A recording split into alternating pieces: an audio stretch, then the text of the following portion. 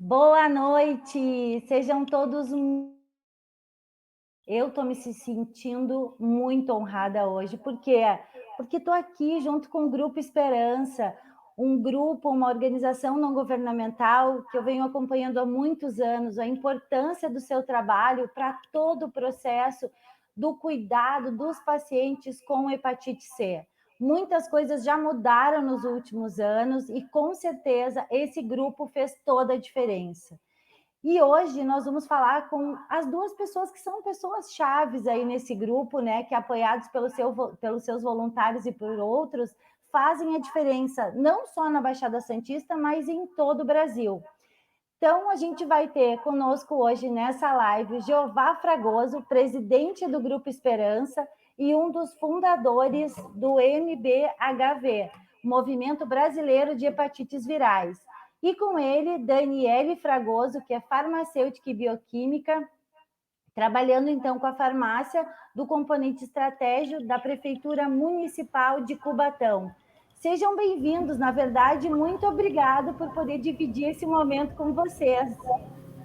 Poxa, nós que agradecemos, Aline. Aline também há uma reciprocidade aí na admiração, um trabalho maravilhoso, né? A Aline é enfermeira de Porto Alegre, né? Trabalha com a prematuridade, que é uma dádiva ter pessoas tão empenhadas que nem ela. Fico muito feliz por estar aqui e a gente passar aí para os nossos colegas, né? Da sociedade civil, principalmente, né? Que é o nosso foco hoje, aproveitando esse momento ímpar que está tendo assim, uma atenção especial do Ministério da Saúde, né, e de algumas gestões estaduais também, espero que todas tenham esse entendimento, da parceria, né, fazer com as organizações que possam estar rastreando os pacientes, né, com trabalho de testagem também, né, extramuros, fora dos locais de saúde. Fico muito feliz de poder estar participando e passando a nossa experiência para os colegas.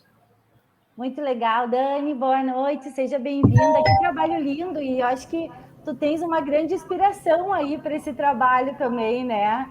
Alguém que com certeza está do teu lado de forma ímpar para fazer com que todo esse trabalho aconteça. Nossa, com certeza. Boa noite a todos que estão participando com a gente. Só tenho a agradecer a oportunidade de estar demonstrando assim, um pouquinho do que está acontecendo, né, na hepatite no momento. E, claro, estar do lado do Jeová, meu pai, né, assim eu posso falar, nessa luta, porque nossos caminhos acabaram se cruzando, além da parte familiar, né, a parte profissional. Então, não tem como fugir mesmo. Vamos falar de hepatite. Que lindo! E muito importante, pessoal, para quem está nos assistindo, essa live vai ficar gravada. Não conseguiu assistir agora, assiste depois.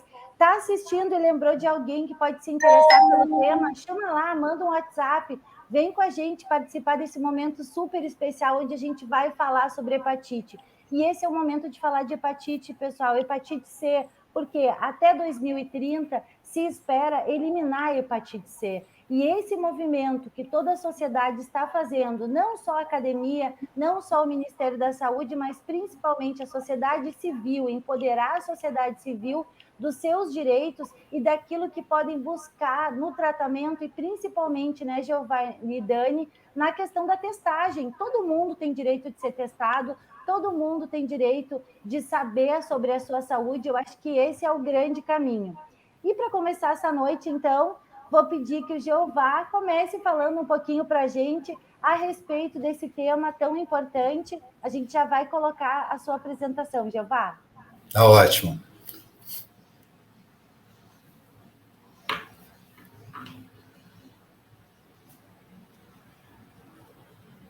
Aline, você disse uma coisa importante, né?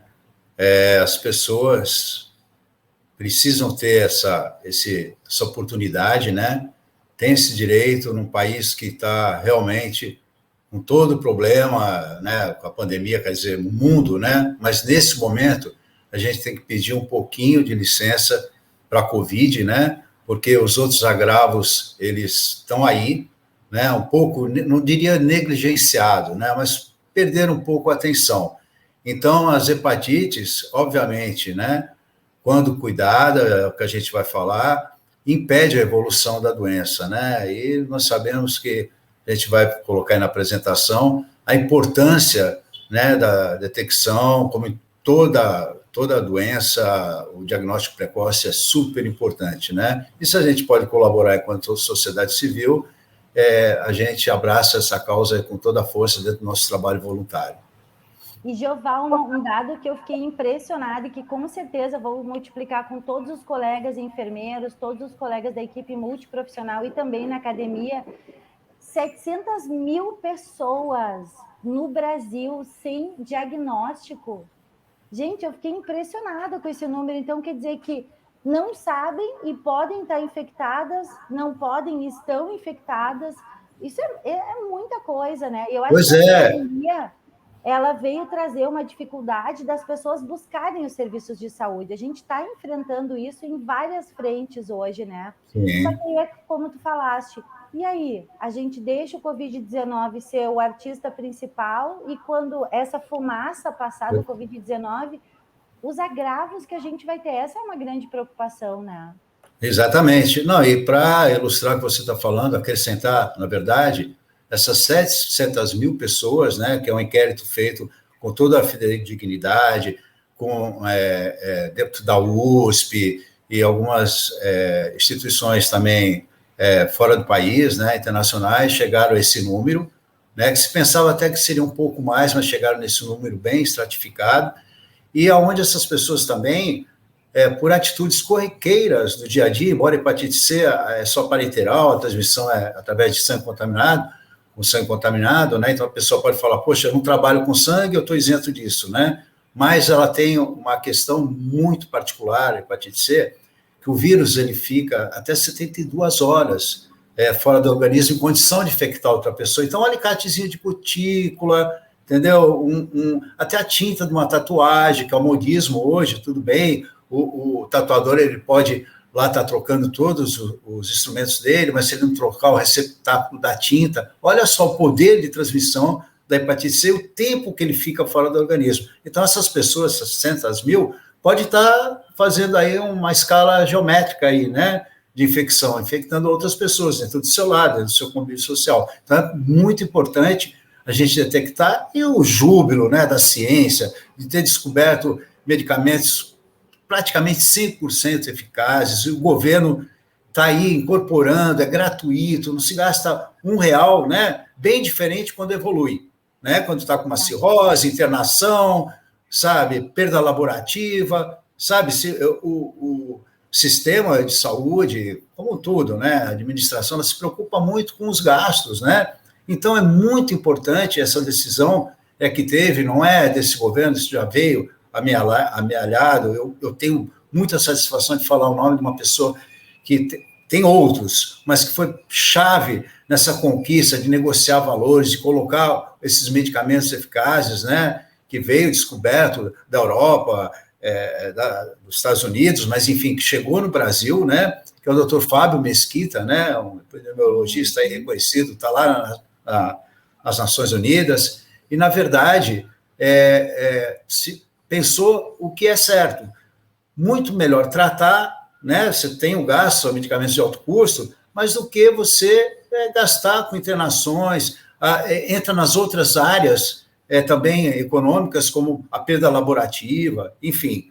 Né? Então, a gente agora precisa achar essas 700 mil pessoas, né? E se a sociedade civil pode colaborar com isso, vamos nos esforçar. Às vezes não é fácil, tá? Para a ONG exercer esse papel, sabe? Tem que ter uma logística, tem que ter o subsídio, né, para poder estar em campo, que é tudo um trabalho voluntário, né? Não é um trabalho comercial, não é um trabalho institucional que tenha salário, né? Mas não existe pagamento maior do que você ter a satisfação de estar podendo ajudar as pessoas, que a maioria você nunca viu o rosto, não conhece os nomes, nunca soube o nome, e você sabe que você está fazendo a diferença. Então, isso realmente um combustível muito grande para falar, poxa, minha existência está valendo a pena. Eu sei que muitos colegas que estão aqui assistindo a gente têm isso no sangue, senão não estariam nessa luta. E você muito também, né? Legal. Com essas muito coisinhas, com essas criancinhas lindas, né? Vamos lá, então. A apresentação já está entrando, Jeová. Que bom.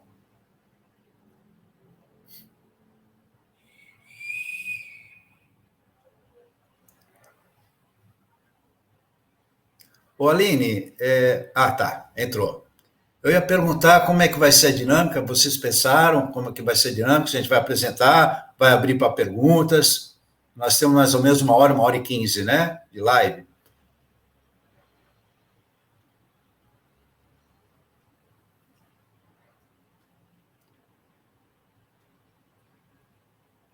Jeová, a gente pensou, então, fazer nesse primeiro momento 2 blocos de apresentação, o seu material, o material da Dani também, depois a gente vai abrir para perguntas, já temos algumas perguntas que recebemos, né, ao longo aí da divulgação da live, e a gente vai conversando, quem está conosco, né, já faça os seus comentários, façam as suas perguntas, participem conosco, e a gente vai estar repassando essas perguntas. Então, os 2 blocos de apresentação, e depois um tempo para a gente poder discutir tudo isso que vai ser apresentado. Tá bem assim?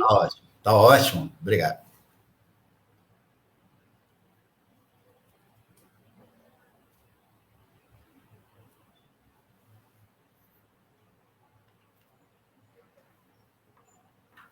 Podemos começar?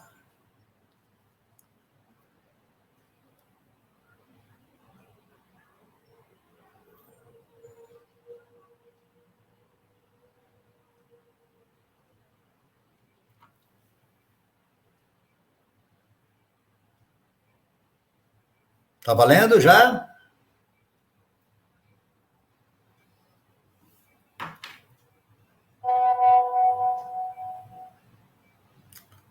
Se estiver valendo, por favor, pode passar o próximo. Então, gente, aqui é só uma apresentação, né? Acredito que a maioria já nos conhece, mas o Grupo Esperança foi fundado em 99 e a missão é praticamente a missão de todos os colegas aí de ONGs que estão presentes na live, né? Que é prestar apoio em diversos aspectos aí, né? Para a prevenção, para o tratamento das hepatites. E aqui alguns links, aliás, algumas participações que a gente tem, que destaca, né? Que são assentos nos conselhos, né, municipais, o Nacional de Saúde no momento, né?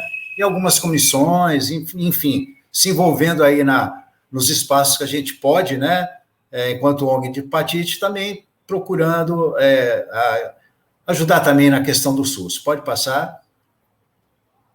Bom, isso aqui é comum, alguns colegas são bem mais recentes desse período, né? Mas os mais antigos podem ver que o algoritmo, né? O tratamento, desde a detecção até o medicamento, o tratamento em si, cabe 5 dedinhos de uma mão, né? Então, olha só a situação que era em 1999, né? Que eu pego esse ano de referência, porque foi justamente o ano que eu, né, me deparei, alguns colegas, e fundamos a entidade, e que era uma questão nacional. A gente foi vendo uns meses para frente que não era só aqui em Santos, né, a Baixada Santista, que tinha esse problema. Teste de detecção. Não tinha nenhuma divulgação sobre o teste que já existia, né? Era um teste sorológico, não era um teste rápido, era pelo sangue. Os CTAs, que são Centros de Testagem e Aconselhamento, criado para o teste de HIV, que você não precisa de prescrição, né? Você vai lá voluntariamente, anonimamente, e fazia o seu teste. Não faziam o teste para hepatite C, já faziam para B, porque a B é considerada uma doença sexualmente transmissível e estava nesse bojo aí. E da hepatite C não, foi uma luta muito grande, hoje tem, né, os CTAs fazem, você procura lá e faz. Entrave burocrático e técnico para genotipagem, gente, na terra da linha aí no Rio Grande do Sul, a gente tem histórico de 1 ano e meio para poder fazer um PCR. O PCR, na época, nem era carga viral, era qualitativo. Por que era importante esse exame? Parava aqui, mesmo que ele tivesse feito a detecção, num banco de sangue ou de outra forma, o que acontece? O PCR, o médico não consegue fechar o diagnóstico se não tivesse esse exame de biologia molecular. Genotipagem, então, o tipo de vírus, isso era uma utopia, né? Bom, conseguia fazer isso, né? Ia para a biópsia, outra demanda reprimida muito grande, porque precisava de uma retaguarda hospitalar, e essa biópsia também era importante para saber a quanto estava a evolução da doença, o quanto é que estava a questão histológica, a questão do fígado daquele paciente, porque se tivesse bem adiantada, nem os medicamentos que tinham poderia ser ministrado, né? E muita restrição, mesmo desses medicamentos que não eram eficazes, tinha muita restrição, né? Insuficiência de centros de referência, muitos infectologistas mesmo não conheciam a hepatite C, não é culpa deles, porque ela é recente para os preceitos da medicina, né? Só 1989, mais ou menos, começou a ter a LID, que foi descoberta, isolado esse vírus, né? Monitoramento, então, nem pensar. Então, a falta de familiaridade da classe médica, a capacitação de profissionais de saúde, né, que hoje está tendo uma mudança muito importante, saiu uma nota técnica recente, onde está envolvendo a atenção básica até no diagnóstico e no pedido de exames para hepatite, entendeu? Então, é outro momento, mas isso, em 99, era terrível, porque não tinha, não só médico, como equipe multiprofissional, ninguém conhecia a hepatite. Isso resultava no quê? Uma cura prejudicada, uma qualidade de vida totalmente alterada, né? E dias, meses, anos para fazer um tratamento, para ter um horizonte, a pessoa perdida mesmo, e muitos óbitos aconteceram, né? Próximo. Aqui nós percebemos, né, quando nós fundamos a ONG, começamos... quando você junta um grupo, todo mundo tem alguma facilidade, tem os predicados, tem um conhecimento, né, diferenciado, e aí se juntam as forças, né? É o que eu sempre falo na ONG. Entra um voluntário novo, ele não precisa se assustar, ficar pensando, poxa, aquela pessoa que está aí sabe muito, eu não vou conseguir chegar nela. Não, todo mundo tem a sua importância. E nessa questão da nossa ONG, teve pessoas, tinha lá um economista, né, São José Carlos, além de químico, ele começou a fuçar as verbas, né, porque a gente não tinha exame, começou a fazer um comparativo com HIV. E, obviamente, que chegou nisso, né, um paradoxo muito grande. A verba para a hepatite nos planos anuais de saúde era totalmente irrisória, por isso que não se avançava, né, no diagnóstico, em fornecer o procedimento, né, o algoritmo certo, os exames, medicamentos, enfim. Ao passo que para o HIV tinha muita verba, né? Isso já começou a fazer um questionamento. Próximo. E aí, para a gente mudar alguma coisa, a gente sempre tem que estar mobilizado, gente, porque para poder influenciar os gestores do quê? Do poder executivo, né? Lá o prefeito, o secretário, e também no poder legislativo, né? Porque a caneta que funciona, todos nós sabemos disso, né? Então, você sensibilizando o poder legislativo das três esferas, seja no município, Câmara de Vereadores, pode passar o próximo, Daniel. Seja no município, né, que nós conseguimos, correndo aí toda a Câmara Municipal de Santos, criar a primeira lei ineditamente, né, de Semana Municipal de Prevenção e Controle das Hepatites Virais, aqui entrou a hepatite B também, né, e grande importância nesse bojo, né, de criar uma semana escrevendo a lei junto com o vereador e depois defendendo ela, né, nas audiências, nós conseguimos colocar o teste da hepatite C no CTA. Então, é um grande avanço, mas tivemos que ir lá, né, passar a lição aí para os homens da lei e da caneta. Próximo. E isso ajudou na divulgação, porque então a gente não tinha o teste rápido, tinha muito gargalo, muita falta de verba, então vamos mostrar para a população que tem que fazer o teste, tem que pedir para o médico, aqueles que têm convênio, entendeu? Mas sempre pensando numa linha horizontal pelo SUS. Procurar fazer, e aí conseguimos as verbas, né? Aqui a prevenção, e com isso a gente conseguiu um reconhecimento do Programa Nacional de Imunização e do Programa Nacional de Hepatites Virais, que não era departamento, né? Só em 2010 que foi desassociado o recém, era novinho o Programa Nacional de Hepatites Virais, porque foi em 2002 que foi criado, e tinha o Programa Nacional de HIV, foi separado em 2010, mas em 2002 o Programa Nacional veio junto nessa sequência já das leis, de a gente dar transparência para as hepatites, colocou a gente aí, nossa região, como referência, exemplo nacional. Próximo. Aqui, com o avanço que a Dani vai falar, a Daniele vai falar depois, os avanços dos medicamentos, né? Isso aqui foi uma etapa que mudou um medicamento original, que era o interferon, que você tomava 3 vezes por semana, para o Peglado, que passou uma vez por semana com um pouco mais de eficácia, mas tinha que ser ambulatorial. A Baixada Santista tem 9 municípios, ficava concentrado tudo em Santos, no hospital regional. E a gente começou a forçar, começou a fazer passeata, carreatas, enfim, e conseguimos fazer, eu falo isso com propriedade, porque principalmente pela postulação da sociedade civil, pela nossa reivindicação, né, como eu disse, fazendo passeata, denunciando em jornal, enfim, nós conseguimos implementar esses polos de aplicação mais perto de todos os pacientes, quer dizer, que só uma cidadezinha pequenininha que fica aqui em Mongaguá, entre Praia Grande e Itanhaém, que não fez o seu próprio polo. O restante, todos, aí o paciente conseguiu ter uma melhor adesão, porque ele até em Santos, né? Volta um pouquinho, Daniel, por favor. Até ele aqui de Santos, vim de Bertioga, atravessar Balsa, Peruíbe, tomava a injeção, tipo, 9 horas da manhã, o interferon, quem tomou sabe, já tinha as reações adversas. No caminho, ele já estava desesperado, muitos desistiam, tá, de tomar o medicamento. Próximo. Aqui o primeiro encontro nacional também, em 2002, né? Olha, se vocês perceberem, aqui, nós fizemos esse encontro, passamos o chapéu, aqui está o médico da Petrobras que nos ajudou, né? 2 deputadas, uma estadual, uma federal, o comércio local, fizemos tudo com subsídio conquistado, passando o chapéu, porque nós achamos que era importante ter um consenso, como a gente está fazendo agora, a nível nacional. Fizemos esse encontro, conseguimos localizar 10 ONGs, e olha que interessante, metade delas já cuidavam do transplante.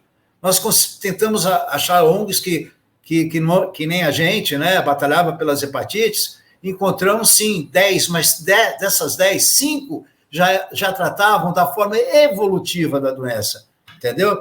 Mas olha só a importância disso. Nós oficializamos um Fórum Nacional de ONGs, tornando, né, o evento anual. Nós pedimos isso para o Ministério da Saúde. Tanto é que em 2003 veio o segundo encontro, já como no calendário oficial do Ministério da Saúde. Então, está aqui a origem do movimento brasileiro de luta contra as hepatites virais, da Aliança Independente, da AIGA, enfim, está aqui a origem. Como os assentos também de CAMES, CNAIDS, que infelizmente acabaram agora, mas também aqui solicitar assento no comitê, da coordenação nacional. Então, isso aqui já mostrou a origem do que a gente é hoje. Próximo. Aqui fizemos o 10º ONG, aqui eu coloquei para os colegas que estão vindo ver se já estão mais magrinho, mais gordinho, mais careca. As mulheres estão todas mais bonitas que eu sei, né? E aqui algumas manifestações públicas mostrando para a população, né, que a gente, dando a visibilidade da nossa luta. E aqui em 2004, volta, por favor, aqui em 2004, o doutor Fábio Mesquita, né, todo mundo sabe aí a importância dele nesse contexto todo, ele já colocava que a hepatite C seria um grande problema de saúde, aqui ladeando o doutor Evaldo, aí, que já teve em vários eventos nossos. Próximo. Então, como nós falamos, temos que batalhar junto às 3 esferas. Pode passar, Daniel? Aqui, lei, gente, é muito importante. Quando as leis são conquistadas, essa foi em 2004, uma deputada aqui da região, está aqui, muitos conhecem o Varaldo, né? Nosso colega aí da Aliança Independente, o Chico Martus, que não está mais no movimento, e a gente, a saudosa Heloísa, também de Brasília. Só que é muito importante, coloquei esse slide para mostrar que as leis, elas são sancionadas, mas para elas saírem do papel, a gente tem que estar sempre chutando, não vou dizer, né? Vamos falar chutando, mas batendo a porta, relembrando que essa lei existe, tem que ser tirada do papel. Próximo. Aqui eu coloquei alguns avanços, principalmente por postulações e conquistas do movimento social. Esses vermelhos são um dos mais importantes. Olha, em 2002, o exame de biologia molecular, toda essa dificuldade que nós falamos, que até no Rio Grande do Sul era 1 ano e meio para fazer, nós conseguimos, que nem agora está acontecendo o medicamento que a Daniele vai falar, mudar do estratégico, das cotas que tinha para o fundo estratégico do Tesouro Nacional. Então, tinha cotas para o PCR, por isso tinha demanda reprimida. Aí, com essa portaria, nós conseguimos que tirasse, se não tivesse dinheiro no Ministério da Saúde, tirava do Tesouro Nacional para propiciar o exame do paciente diagnosticado com hepatite C, no caso é da C. Atualização dos procedimentos, por que não fazia biópsia? Porque a agulha era cara, o hospital não comprava, porque ia faltar para outra coisa, conseguimos aumentar. A isenção de imposto de renda na fonte, que muitos de vocês que estão nos assistindo hoje têm esse benefício, né?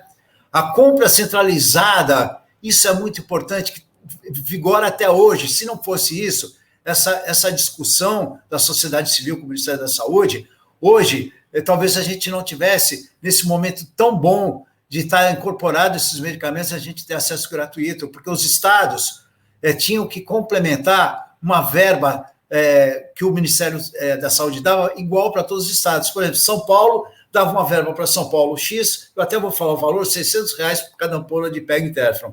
E para o Espírito Santo, também R$600. Só que o Espírito Santo, ele não conseguia, por menos pacientes, ele não conseguia negociar com os fabricantes por menos de R$1.500. Então, ele tinha que colocar 900, enquanto São Paulo precisava colocar só 200, 300. E isso fazia com que o Estado que tivesse que pagar mais nem se preocupasse, nem intensificasse a testagem, porque ele sabia que era um problema que ele tinha que resolver. Então, com a compra centralizada, graças a Deus, se mantendo até hoje, todo mundo está tendo acesso de uma forma tranquila. A inclusão da sociedade civil, como nós falamos, né, nos assentos do Ministério, né, através disso foi a CANES, foi a CNAIDS, como eu falei, infelizmente cessou, mas foi uma luta também da sociedade civil. O Dia Mundial de Luta, né, no dia 28/7, para quem não sabe, a Daniele, que vai me suceder aí, ela trabalha com hepatite, farmacêutica, bioquímica, trabalha com hepatite, investigação médica com hepatite, dispensação de hepatite, e nasceu no dia 28 de julho. Né? Parece coincidência, mas diz que nada é coincidência, né? Bom, a lei federal que instituiu o Julho Amarelo, que todos nós aí do MBHV batalhamos muito, bem mais recente, e a portaria agora que muda os medicamentos, que a Daniele vai falar também, que eu acho que isso foi um ganho muito grande, que eu vou ser sincero para vocês, eu me emocionei ao ponto de chorar quando essa portaria saiu e está sendo implementada até setembro no estado de São Paulo, e a ideia é que até o início do ano que vem esteja em todo o Brasil. Por isso a gente está pedindo para as ONGs verificarem, conversarem com as suas secretarias para ver como está o status nas suas localidades. Próximo. Aqui, só para ilustrar, né, quando a gente conseguiu o estratégico para genotipagem, olha, isso é mobilização, gente, tá?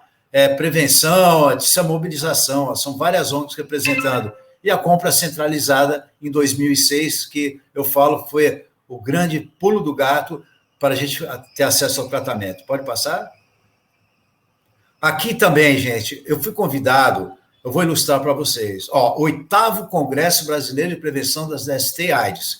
Eu fui convidado para alguns congressos anteriores para falar de hepatites, mas eu via que tinha muito interesse. Por que não tinha um congresso de prevenção das hepatites virais? Bom, juntamos, mobilizamos, aqui é o saudoso Derval, do Grupo Vontade de Viver da Bahia, um dos fundadores do MBHV também, e nós fomos os dois, titular e suplente, participar do primeiro congresso, sentamos à mesa na abertura, no primeiro Congresso Brasileiro das Hepatites Virais, que agora acompanha, né? Foi acompanhando isso em 2010, e agora a gente tem o nosso congresso próprio também das hepatites virais dentro do Congresso Nacional, né? Conjunto, né? Não é nenhum inferior ao outro, de iguais condições. Aqui a instalação da Frente Parlamentar, também fruto da sociedade civil. Aqui está o Daniel, que está aí nos bastidores, né?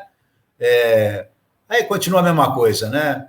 E algumas ONGs, né? E agora a nova frente, né? Porque quando o deputado não se reelege, a gente tem que batalhar. E aqui o Dia Mundial com o ex-ministro da Saúde, Padilha. Próximo. Bom, gente, finalizando esse histórico, vamos aqui chegando em 2017,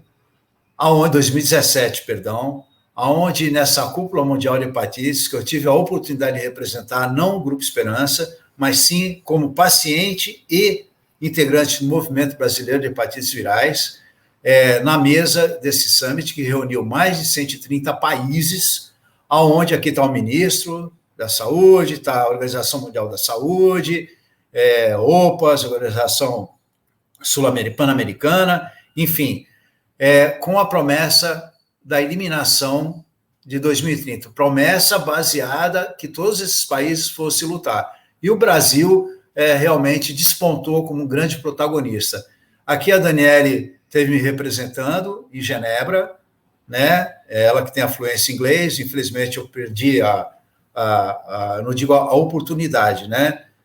Perdi a chance de estar com essas pessoas, que eu ficaria muito feliz, mas fomos bem representados, isso que importa, nessa continuidade, né, de estar o Brasil protagonizando aí de uma forma importante. Próximo. Mas para que a gente consiga, né, eliminar a hepatite 2030, ainda vendo essa questão da pandemia, a gente tem que fazer apologia, tem que fazer que as pessoas procurem fazer o teste. E não é fácil. Primeiro, que ninguém quer saber se tem doença ou não. Segundo, a característica sintomática da doença. Hepatite, para o leigo, é olho amarelo, é urina escura, né? Então, muitos nem têm ideia que estão com hepatite, e para você pedir, fazer a divulgação, tudo bem, funciona, mas num percentual bem pequeno. Então, tem que sair em campo mesmo, tem que oferecer a testagem. Com o advento do teste rápido em 2007, né, nós começamos a fazer o teste rápido, nós nos qualificamos no CTA, pedimos essa qualificação, fizemos o Telelab, que isso é muito importante, gente, um edital que está aí para as ONGs fazerem essa busca, né, ativa, fazer esse trabalho que a gente vai mostrar, né, precisa fazer esse curso, não é difícil, é muito simples, entra no site do Ministério da Saúde, tem a aula, tem uma prova que todo mundo tira de letra, não precisava nem ver o curso, porque todo mundo sabe no dia a dia, e se qualificar a sua equipe de saúde, né, para fazer o extramuro. Então, a gente vai mostrar aqui, já estou finalizando, mostrar o procedimento que nós fazemos, baseado em toda a qualificação que a gente teve, obviamente que tem variações, eu sei que a Suzana da CEPET, que deve estar aí nos acompanhando, tem um trabalho intenso nisso, outros companheiros também, né? Mas esse aqui é o procedimento básico, né, que a gente pode mudar com a situação, mas isso é o básico, isso é o que não pode faltar. Se faltar um equipamento seja diferente, tudo bem, mas tem que ter o equipamento. Então, vamos lá. Próximo. Que o material necessário para a testagem rápida, né? Então, se a gente vai fazer numa praça, colocar um todo, enfim, a gente vai ver alguma coisa de layout. Mas esse checklist a gente tem que ter, tá? Procedimento de coleta. Os kits, né, que vem do Ministério da Saúde, graças a Deus o Ministério tem investido bastante, não tem faltado o teste rápido, né? Mas ele vem com placa, ele vem com a lanceta, né, que antigamente não vinha com a lanceta, a gente tinha que providenciar, o capilar, que é aquela tubete, né, para recolher o sangue, e o reagente. Bom, e aí nós temos que providenciar luvas de procedimento, o Descarpac, né, para fazer a dispensa dos objetos, dos materiais perfluorocortantes, o suave é aquele lencinho umedecido, ou algodão com álcool gel, também substitui, né, o saco de lixo infectante branco, né, para você colocar o material descartável, não perfluorocortante, que vai no Descarpac. Bom, procedimento administrativo, são 3 etapas. Nós temos que ter um termo de consentimento, né, dizendo que é um teste de triagem, não é um diagnóstico fechado, que nem do HIV, que o procedimento aí é um pouco mais complexo.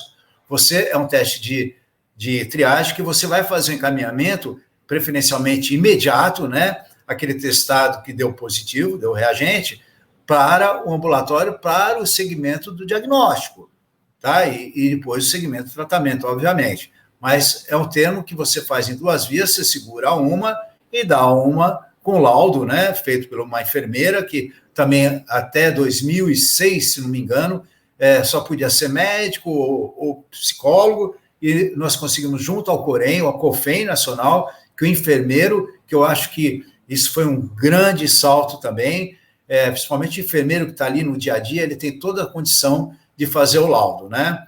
E o impresso com encaminhamento alinhado com o serviço de referência. Sempre a gente tem que estar alinhado, porque a gente sempre pensa em SUS. Se eventualmente você vai fazer numa empresa privada que tem um convênio, obviamente você orienta a procurar um gastro, um infecto ou um hepatologista, que são os específicos, embora um clínico geral também pode tratar, e para não dar um caminho, né, dar luz para aquele paciente e desafogar o SUS. Mas, de forma geral, sempre dentro de uma linha horizontal do SUS.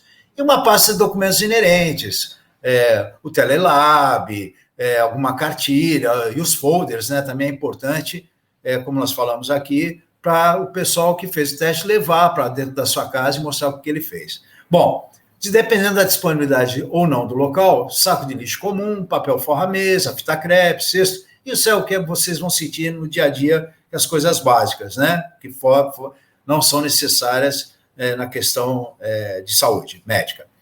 Bom, layout. O layout é muito variado, mas em todos eles você tem que ter 3 etapas, tá? Seja em espaço aberto, seja em espaço com consultório, você sempre tem que ter mesa com 2 cadeiras para preenchimento do termo de consentimento, tá? Você sempre tem que ter 2 cadeiras para a pessoa se apoiar, sentar, aquelas que têm problema de locomoção também, sentar na sua frente e fazer esse terminho.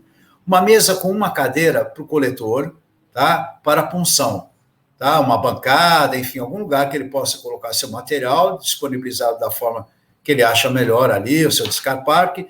A mesa com 1 cadeira, porque não precisa, como é teste rápido, a pessoa não precisa sentar, esticar ali a mão, o dedinho, ela pode fazer em pé, que até o fluxo é melhor. Você tem que ter uma cadeirinha do lado para aquelas pessoas que têm a dificuldade, né, de locomoção, sabe, aí você faz, se vier cadeira de rodas, você faz direto na cadeira de rodas. Bom, e mesa com 2 cadeiras para entrega de resultado e pós-aconselhamento e encaminhamento. É fundamental o pós-aconselhamento.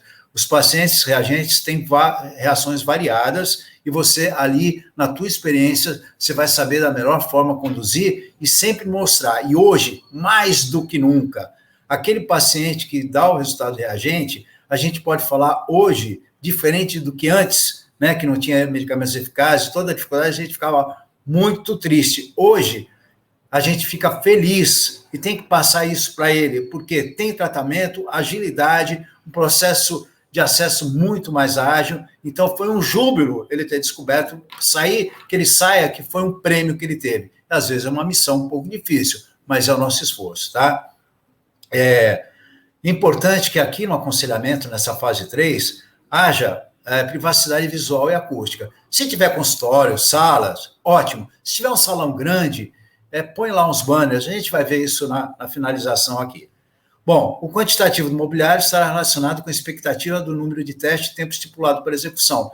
Isso aqui, o mínimo, é para 50, 100 testes, mas depende se vai fazer 1 hora, 2 horas, aí você tem que moldar. Se for fazer 1000, como nós já fizemos no Poupa Tempo, por exemplo, que é um serviço que faz documento, tudo, muito fluxo de gente, uma mesa, obviamente, que você não vai conseguir trabalhar o dia todo, você vai ter que pôr 3, 4, e aí, consequentemente, 3, 4 enfermeiros, ou médico, e aí vai fazendo aquela progressão geométrica de acordo com o tempo e movimento. Próximo. Bom, primeiro passo é a asepsia local, né, passar o algodãozinho, preferencialmente, ou recomendado seriamente, né, que não fique fazendo asepsia em movimento circular, passa uma passada firme, né, ou com álcool suavezinho, ou com álcool gel, ou com álcool 70, né, aí passa essa asepsia, aí lanceta, aqui, ó, eu pus até esse exemplo, que não é muito ideal, não pode não influenciar muito, mas um pouquinho, sim. Aqui você está vendo que está colocando no meio, aqui no dedo, né? No meio tem a junção das digitais, é onde acumula mais gordura. Então, é sempre bom fazer a punção meio que lateral, tá? Próximo. O terceiro passo é a coleta a vácuo, utilizando o tubete capilar.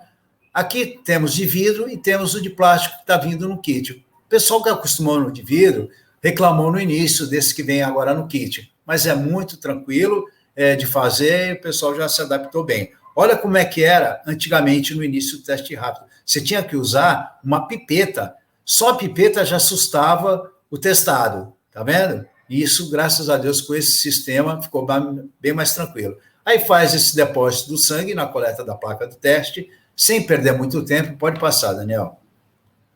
Sem perder muito tempo, você coloca as gotas de reagente de acordo com o tipo de laboratório, né, fabricante, geralmente é 2 a 4 gotas, né? Você vai fazer a leitura do resultado, né? Uma barrinha de controle, aqui é um Czinho, não sei se dá para ver direitinho, é o C, que é a validade do teste, porque às vezes o teste é raro, mas pode vir com uma entrada de ar, pode vir com algum problema técnico na placa, que não vai correr, e você vai ter que pedir para esse testando, repetir o teste, né? E como é indolor, tudo, o pessoal não faz muita objeção. Agora, dando 2 barrinhas, quer dizer, deu a de controle, também, e aqui é do teste, é o resultado da reação, que ele é um reagente. E também, se der uma barrinha só, também tem que ser invalidado e repetir, porque sempre tem que dar essa barra de controle, tá? Para negativo, para reagente, para não reagente, tá? Bom, deu o resultado, aquele aconselhamento que nós falamos, e importante, um agendamento prévio, como vai encaminhar esse testado reagente, e, se possível, já impresso, tá? Referendando o local, o horário, o que ele tem que fazer no próximo passo. Próximo. Não pode testar, né, gente? E falar, se vira, né? Procura um médico. Aqui é um termo de consentimento, cada região tem o seu, mas é importante dizer isso, tá? No termo, isso é que a gente usa, mas é muito importante dizer que é uma investigação preliminar, né? Que é um teste, pode ver aqui, ó, a respeito dos protocolos, né? Tal. Tem um telefone de contato, ou da ONG, ou do serviço, né? Que está em parceria, o serviço público está em parceria com vocês, né? Que não tem nenhum incentivo financeiro, né? Então, é isso aí, tá? Sempre tem que colocar que de uma forma anônima, né, que a identidade dele vai estar confirmada, ele assina, tem o laudo, esse termo de consentimento já vem com o laudo, positivo ou negativo. Dá uma cópia para esse paciente, ele tem a ciência que ele vai ter que fazer o acompanhamento ambulatorial. Tá bom? Próximo. Aqui é o serviço, aqui é o modelinho que a gente usa na cidade de Santos, e tem outras cidades também que a gente caminha assim. Aí depende do encaminhamento, do combinado, né? Aqui, primeiro, a gente está mandando para a Mônica Maessi, que participou aí da última live com a gente, e aqui ela faz a triagem, né? Já faz o encaminhamento, já pede a confirmação do PCR, e aí ela encaminha para o médico ali, já agenda tudo para o paciente. Agora, tem situações que você liga, a gente tem um contato com o médico, né? Em outras unidades, o médico fala, não, abro 2 agendas hoje, 2 amanhã, porque a gente não sabe o número que vai dar, né? E às vezes já vai para a porta do consultório. Então, aí depende do que for alinhado com a parceria local de saúde. Próximo. Bom, aqui a divulgação é muito importante quando você vai ofertar alguma coisa no público externo, né? Então, faixas, banners, né? Essas filipetas, né? Para você pegar, isso aqui é uma filipeta mesmo, né, que a gente consegue imprimir e colocar na rua, aqui é no poupa-tempo, a voluntária entregando aqui para as pessoas que estão tirando documento, ela dá uma lidinha, entendeu? E incentiva a fazer a testagem. Tem que ter indicador visual. Funciona, porque sem indicador começa a complicar um pouco. Próximo. Aqui o layout, né? Então, layout em sala ampla. Layout em sala ampla é aquela sala grande, né, que você só tem uma sala para trabalhar. Então, vocês podem ver aqui, ó, que tem assinatura, tudo na mesma sala, do termo de consentimento. Então, a pessoa está fazendo o termo de consentimento aqui, depois ela vem para a bancada da coleta, né, e aí na sala a gente não tem consultório. Como é que vai fazer? A gente coloca biombos, tá? Pode colocar banners, você tem que arrumar um cantinho privado, certo? Aqui está a enfermeira levando o resultado, aqui no caso é o doutor Roberto Focaccia, que muitos conhecem, né? Que foi um grande propulsor do primeiro inquérito brasileiro de soroprevalência das hepatites, e sempre que ele pode, ele está nos ajudando na campanha, que ele dá aula numa faculdade aqui em Santos. Bom, E toda a divulgação, aqui colocamos no perna de pau aqui, ó, para ele passear dentro desse evento, né? E levar o pessoal para a nossa sala. Esse é um layout em sala ampla, tá? Próximo. Que universidades, clube, usa esse layout. Aqui só relembrando, ó, o fluxo de atendimento das 3 etapas. Bom, preenchimento da planilha, tem lugar que quer fazer uma planilha dentro do termo de consentimento, ou então só o termo de consentimento, em 2 vias. Uma distribuição de folder, né, dessas filipetas, o exame rápido, o pós-aconselhamento, que é a entrega do resultado, para o testado negativo, aí ele é liberado, né, dizendo sempre para ele, ó, continua assim, não compartilha objetos superimportantes, aquilo tudo que a gente sabe como falar numa prevenção.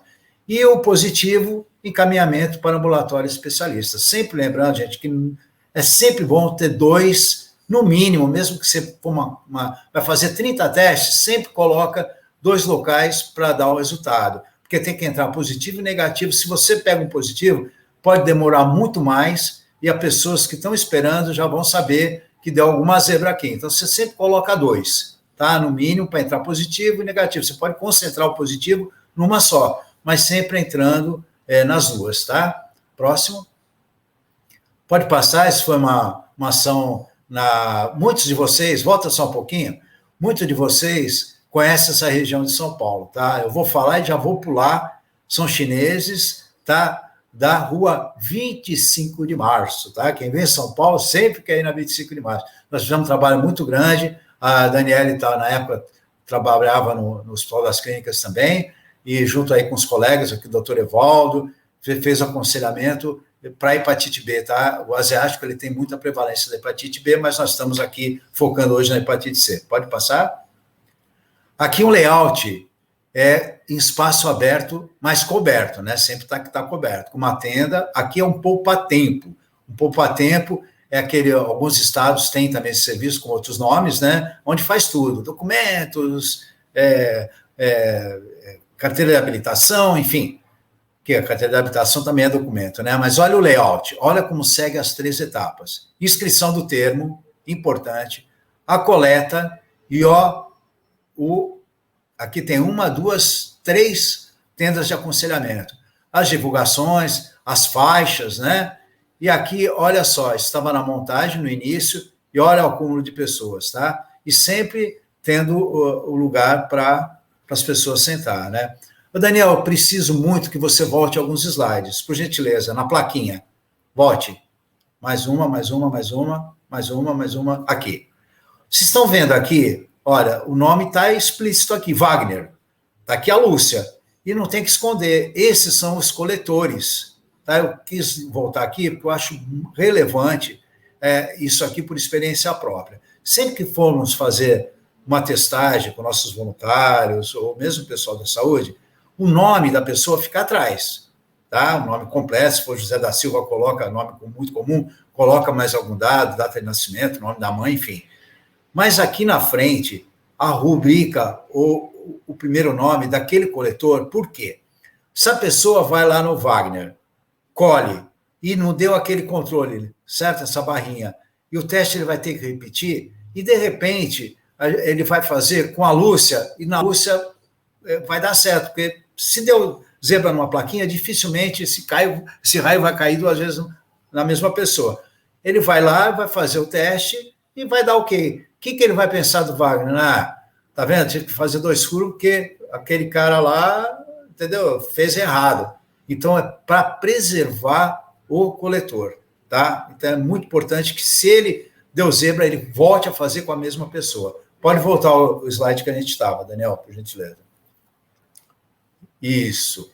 Aqui, gente, só o Corém, foi em 2013, eu não estava lembrando a data, que o Corém e o COFEM, junto com a anuência do CONAS e CODACEMES, né, permitiu, a gente teve aqui, esse aqui é o Corém de São Paulo, permitiu que o enfermeiro pudesse dar o laudo, tá? Isso ajudou muito no teste rápido. Pode passar? Aqui, espaço aberto, né, e descoberto adaptado. Você vê as barracas? Isso aqui é uma ação que a gente faz com o Slam Solidário, né? Em São Paulo eles fazem muita ação social. Aqui é um espaço aberto, né? Céu aberto, fizemos inclusive Praça da Sé, que muitos conhecem, enfim, mas coberto, e com a mesma disposição. Olha, termo de consentimento, vocês estão vendo aqui, a bancada do teste, né, com as coletoras, e lá no fundinho, que é aqui, olha, os resultados, o aconselhamento. Você vê que está aqui, são salinhas divididas, ó, dentro da tenda, com os banners tapando o visual das pessoas que estão aqui. Tá? Então, isso aqui é o layout de espaço aberto e descoberto adaptado. Tá? Ações globais de saúde sociais, é dessa forma que a gente tem que agir. Próximo. Aqui, layout de serviços de saúde. Aí é bem mais fácil, né? Isso aqui é na nossa DRS, aqui, Divisão Regional de Saúde, que você tem o mesmo layout. Ó, a inscrição está acontecendo aqui, aqui vem a coleta, né, ó, a inscrição aqui, nossas 3 coletoras aqui no caso, né, da enfermagem, e aí vai no consultório, onde a enfermeira ou a psicóloga, que estiver disponível no momento trabalhando com a gente, vai dar e fica bem mais fácil, né, quando você tem esse layout. Isso aqui é só uma ilustração, porque foi o segundo ano, né, que nós fizemos lá, após o meu transplante, foi no dia 3 de julho, durante o Julho Amarelo, e eu estava fazendo aniversário e me pregaram essa surpresa, aniversário de transplante, né? Próximo. Aqui já é o layout de acordo com a unidade. Isso aqui é penitenciária, não sei se algum de vocês já teve a oportunidade de fazer, né? Está dentro do escopo da microiluminação, tá? Tem que ter a microiluminação, né? Então está dentro do escopo, mas depende muito de como vai ser lá dentro da penitenciária, como os agentes penitenciários vão orientar, mas isso a ONG tem que colocar de uma forma firme e é o que vai valer. As 3 etapas, mesmo para esse segmento. Tem que ter a inscrição, tá? Tem que ter a coleta, a inscrição pode ser flexível na questão de 2 cópias. Pode não dar a cópia para o privado de liberdade, mas tem que fazer a inscrição, tá? Ele tem que assinar lá, fica no prontuário dele, prisional, a coleta e o resultado também separado, isolado, tá? Olha aqui o biombozinho, tá? Tem que ser isolado o resultado, tá? Próximo. Aqui só um exemplo, ó, 2019, isso aqui são os locais que a gente fez a testagem em 2019, né? Antes da pandemia, pode passar o próximo. A gente faz essa planilha, não sei se dá para ver para vocês, ó, até a aldeia indígena nós fizemos, né? Mas para ter uma ideia, isso é muito importante, gente. A faixa etária, tá? Embora o maior a incidência, isso se confirme acima de 40 anos mesmo, mas assim, ó, faixa etária e a quantidade, né, de testes feitos e positivos de reagentes, né? Olha, nós fechamos com 9 mil, não dá para ver direito aqui, 9 mil, quase 10 mil, né? Com 75 reagentes, tá? Com 0,75 de prevalência. Tá? Em outros anos foi muito mais. O próximo. Ó, na pandemia, só foi feito internamente, né, dentro de hospital, né, do hospital regional aqui, estadual, Beneficência Portuguesa, né, só para os colaboradores internos, e o SESC-Senat, que é para os caminhoneiros, tudo em ambiente interno. Nós detectamos 6.617 testes, né, com 0,5%. Tá? Então, isso é a microiluminação. Nós temos que acostumar aqueles mais antigos, que aquela prevalência de 2, 2,2%, 1,8%, ela foi baixando, né? Próximo. Aqui a gente tem uma evolução, né, do Grupo Esperança. Olha, até 2019, nós fizemos 158.436 testes extramuros, que a gente chama, né? Vai fazer em locais de difícil acesso da população, do próprio serviço de saúde, e a prevalência foi baixando, hoje está até menos que 0,7, mas o máximo que se encontra realmente está nesse nível aqui, né? Aí o desafio 1, aonde que estão esses 700 mil sem diagnóstico, né? Aí o próprio Ministério da Saúde, o Dr. Glaucio, que saiu recentemente, levava isso muito a sério, o pessoal, a equipe está lá, continua nessa ideia da microeliminação, né?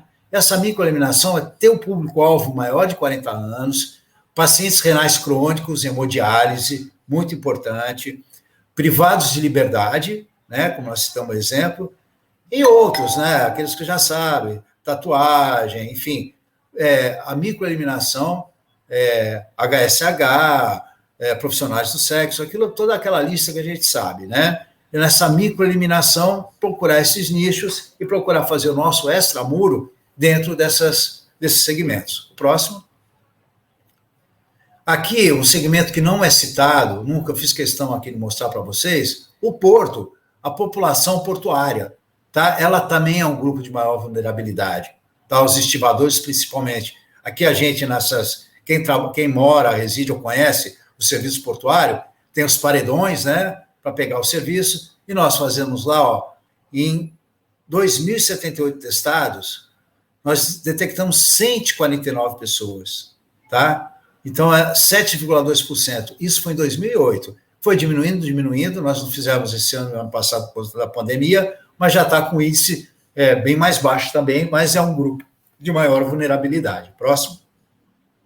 Bom, tudo baseado no SUS, né? Graças a Deus a gente tem o SUS. Só para ilustrar, o doutor Davi Capistrano, né? Ele foi secretário de saúde, ele foi um grande professor do SUS, foi secretário de saúde de Santos, foi prefeito municipal, e ele, infelizmente, ele não conseguiu passar, né, pelo transplante de fígado, houve rejeição, ele veio a óbito em 2000. Próximo.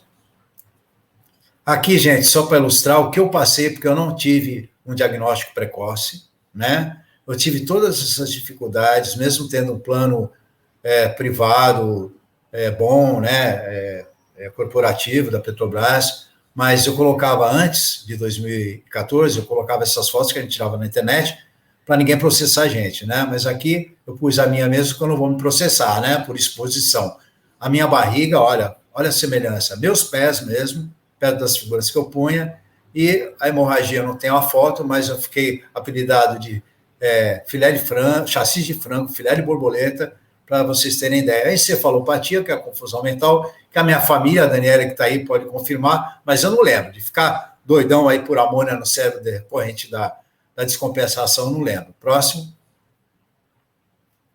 E aqui, gente, outubro de 2015, finalmente a cura. Eu fui transplantado em 2014, em 2015 eu estava aqui, ó, com o falecido Boechat, aquele âncora da Bandeirantes, presidente da SBH, SBI, quando foi lançado o ministro Arthur Quioro, né, na época, doutor Jarbas Barbosa aqui também feliz, que sempre visualizou bem as hepatites, né, a gente comemorando a incorporação, né, dos medicamentos, né, e aí, obviamente, que eu estava ainda transplantado mais com o vírus, mas quando eu tomei os medicamentos, eu também curei. Bom, eu queria fazer essa provocação para vocês, um conhecimento de vocês. HCV, hepatite C, eliminou o vírus.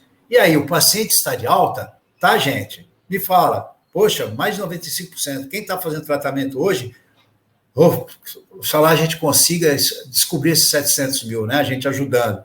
Mas vai tudo curar. Ótimo. Está dispensado? Não precisa fazer mais nada? Ele está de alta? Gente, tem que pensar o seguinte, o paciente não está de alta com a eliminação do HCV, caso ele já tenha uma evolução para a fibrose avançada, que ele já esteja no F3, ou já no F4, que é uma cirrose já estabelecida.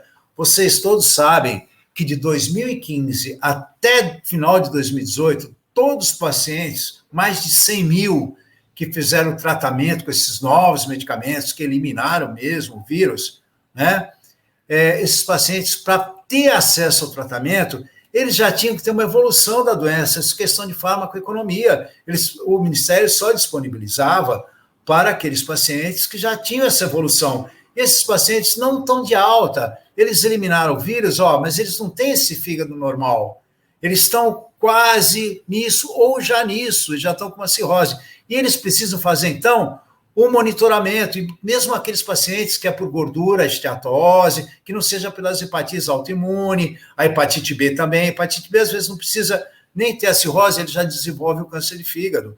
O álcool. Então, é necessário uma linha de cuidados. O próprio protocolo nosso vigente, ele fala que os exames recomendados para o rastreamento de câncer hepático a cada 6 meses, tem que fazer. O paciente F3, F4, negativou o vírus, ótimo, mas ele tem que fazer cada 6 meses um ultrassom qualificado, não é fazer um ultrassom onde o médico lá faz ultrassom de unha encravada, ele tem que procurar um lugar que faça realmente, e o serviço público tem que propiciar isso para ele, e dentro desse prazo, atrasou uma semana da semana, adiantou uma semana da semana, tudo bem, mas dentro dessa média de 6 meses. Um exame de alfa-fetoproteína, que é um indicativo também cancerígeno, tem que fazer. E esse fluxo na rede, gente, como é que é? Sai no serviço especializado, está redondinho na região de vocês? A atenção primária está se envolvendo agora, saiu essa nota técnica, ótimo, mas até então ela se envolve. Aquele profissional da ABS, ele sabe disso,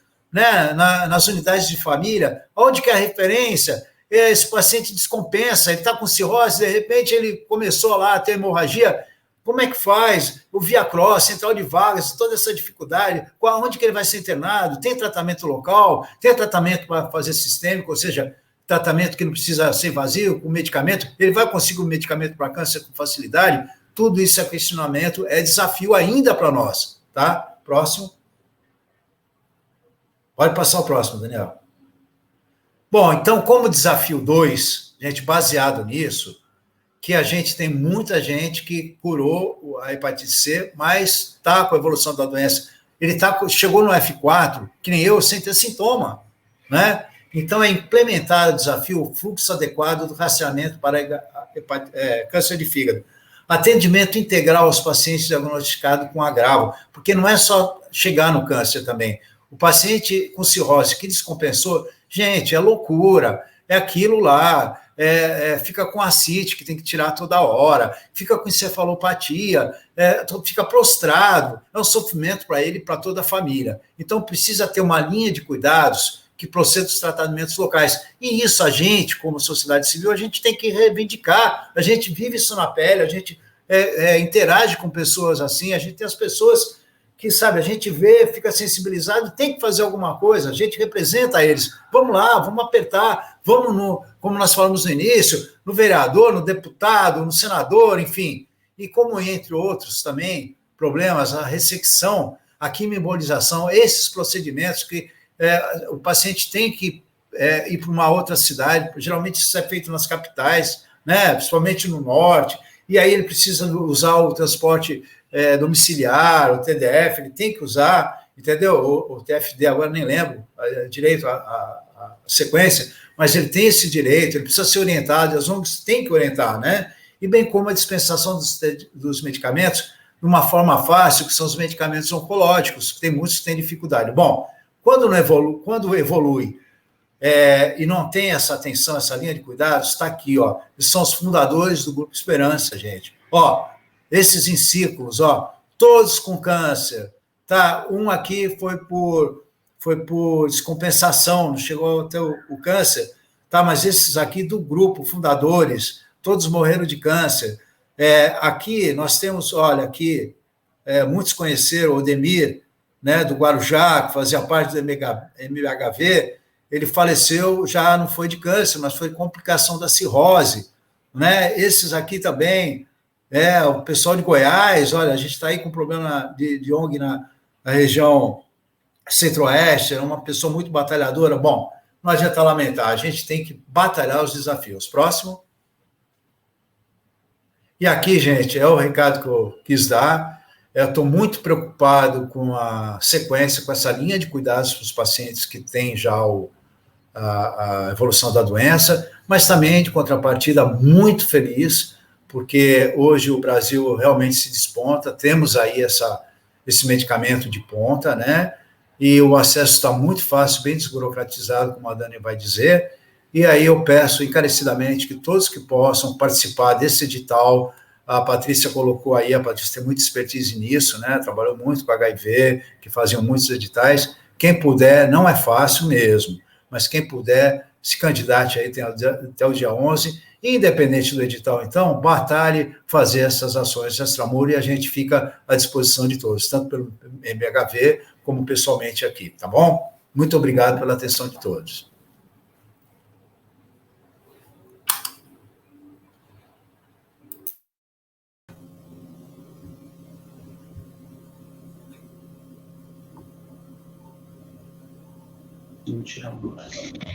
Jeová, eu, assim, já tinha falado no início o quanto, né, de orgulho eu tenho por esse trabalho e o quanto a gente aprende todas as vezes que a gente te escuta, né, falar sobre as questões de hepatite e o quanto a gente tem aí para fazer sobre isso. Então, assim, cada vez mais trazer essa questão do empoderamento, cada vez mais trazer as pessoas junto, né, dessa luta. E quando a gente vê ali que existe todo um passo a passo, que existe todo um protocolo, se você está aí nos assistindo agora e pensando o que eu posso fazer para mudar um pouquinho o nosso mundo, para fazer com que as pessoas tenham mais saúde, entra em contato com o Grupo Esperança. Vamos fazer esse teste, a gente tem que mudar essa realidade. Parabéns, Jeová, pela apresentação. Eu vi que tem vários comentários, várias pessoas elogiando, várias pessoas agradecendo ao Grupo Esperança, né, por todo esse trabalho, por tudo que se desenvolve. E agora, para a gente continuar essas falas, então, vou chamar a Daniele, então, para estar falando para a gente acerca das medicações e o quanto isso, né, Dani, fez toda a diferença para que esse processo, para que tudo que o teu pai trouxesse até agora fosse possível, né? A questão da tecnologia, a questão do avanço e, com certeza, o trabalho de vocês, farmacêuticos, dos cientistas, né? Que puderam trazer até a comunidade a questão das medicações. E uma coisa importante que o Jeová falou, Sistema Único de Saúde, viva o SUS! Todas essas medicações que a Dani vai falar agora estão disponíveis de forma gratuita. Então, Dani, a palavra é tua. Ok, obrigada. Vou, assim, colaborar um pouquinho com o que já foi apresentado. Vocês colocam para mim a apresentação, por favor.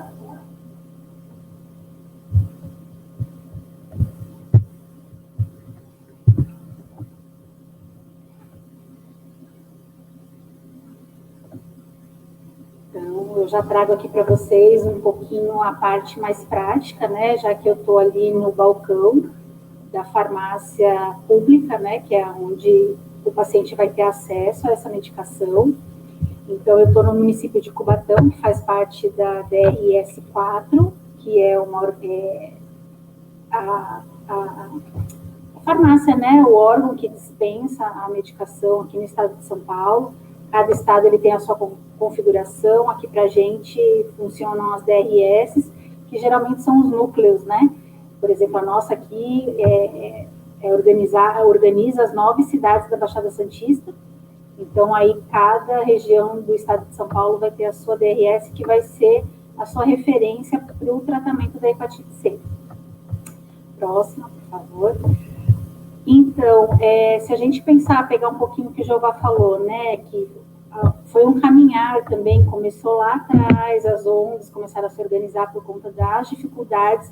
Se a gente olhar aqui a linha do tempo dos tratamentos, a gente observa que também eles foram caminhando, né? Então, a gente parte, esses anos que eu coloquei aqui embaixo, são as datas mais ou menos que chegaram, né, que esses medicamentos chegaram na mão dos pacientes de hepatite C, diagnosticados com hepatite C. Então, a gente tem aqui meados de 1990, a gente tinha uma tecnologia que na época era o que tinha, mas não era nada específico para hepatite C. Na verdade, nem a hepatite C em si, né, ela estava tão, assim, ainda sendo estudada. E aí a gente tinha o interferon, que era quando tinha o diagnóstico, era ele que era usado. Em 98, a gente teve o acréscimo da ribavirina, então aí ficou sendo esse tratamento duplo, e que tinham muitos efeitos colaterais, eles eram imunobiológicos, e o antiviral, ele não era específico, né, como eu já disse, para hepatite C, mas era o que a gente tinha naquele momento. Com a evolução da ciência, os estudos começaram a mostrar, né, as estimativas que foram sendo trazidas em relação ao número de infectados, houve uma mobilização da indústria farmacêutica, e aí sim começou uma leva de novos medicamentos serem introduzidos aí na nossa saúde.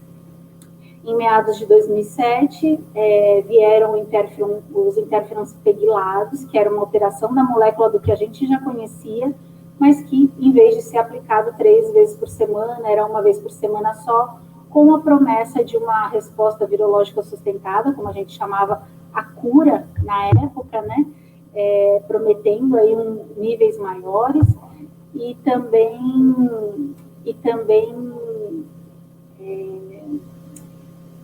com menos efeitos colaterais por conta de ser uma vez por semana. E aí isso foi se mantendo, a resposta continuou sendo baixa, porque justamente ele não era um medicamento específico para o vírus da hepatite C, e então, a partir de mais ou menos 2013, a gente começou a ter acesso aos medicamentos orais.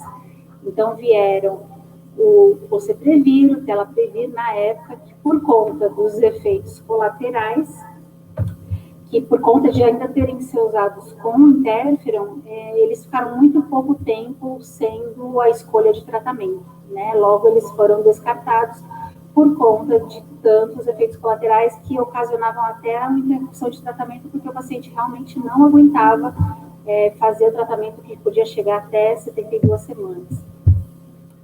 Logo depois vieram, aí sim, as drogas de ação direta, que aí eram de uso oral, e o que acontece? Eles ainda eram em grande quantidade, não conseguia ser um comprimido, 2, eram 5 comprimidos, 4 comprimidos, ainda tinha o uso da ribavirina, então também ocasionava uma certa dificuldade aos pacientes, apesar de já ser um tratamento mais eficaz, né? A gente já conseguia melhores respostas, teve a introdução do Sofosbuvir, teve a introdução do Capacasvir, então a gente começou a ter respostas melhores, sim. Em 2019, aí sim a gente conseguiu ter acesso às drogas de ação direta, aí já numa nova leva, né, incluindo aqueles que são pangenótipos, porque, né, a hepatite C, ela tem, o vírus, ele pode ter vários genótipos, e que antes influenciava na decisão da escolha da terapia, e aí, a partir de 2019, a gente já começou a ter drogas que podiam ser usadas para todos os genótipos.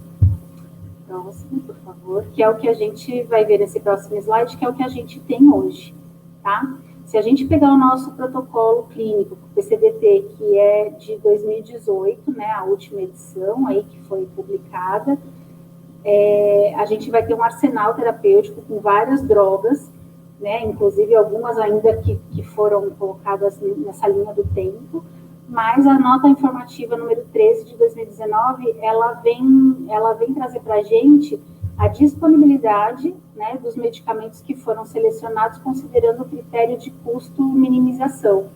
Então, hoje, o que a gente tem são esses 3 medicamentos para adultos, né, maiores de 18 anos, com o diagnóstico de hepatite C, com qualquer que seja o genótipo. O interferon alfa-pegilado, ele continua sendo usado, mas apenas para crianças de 3 a 11 anos. A ribavirina, ela ainda está disponível, porém ela é muito usada a critério médico, sendo que é preferível sempre considerar o benefício que ela possa trazer para esse paciente por conta dos efeitos colaterais que ela traz. E o Sofosbuvir, ele pode ser usado sozinho, em alguns casos, em conjunto com o Glecaprevir, no caso de um uso prévio, já de uma classe de medicamentos que possa não ter dado o resultado esperado, e aí precisa ser usado novamente. Próximo, por favor.